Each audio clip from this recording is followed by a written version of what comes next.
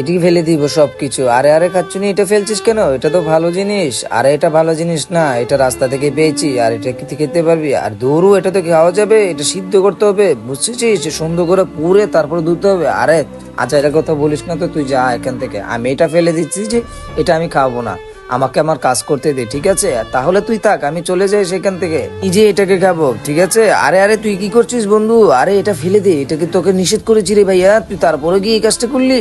আরে দে তো, আমারটা আমার থেকে দে, লাগবে না, ঠিক আছে? আরে আরে আরে বন্ধুরা দেখুন, এটা আগুন জ্বালাচ্ছি এখন। সুন্দর করে কি আগুন জ্বালানো হয়ে গেলে এটাকে পুড়ে নিবো বন্ধুরা।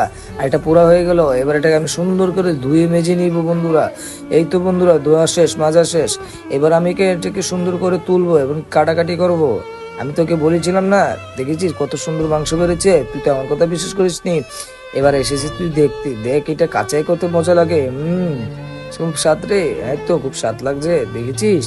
এটা খাই কিভাবে? তুই এটা খাস কিভাবে? আরে এটা নেন্দে নিস না, আমি তো ভুল বুঝিস বুঝিস। আরে দেখ এবার কিভাবে রান্নি, আর রান্না করলে তুই খেতেই মন চাইবে বারবার। বন্ধুরা এটা কাটাকাটি শেষ হয়ে গেল বন্ধুরা, খুশি করে নিলাম বন্ধুরা।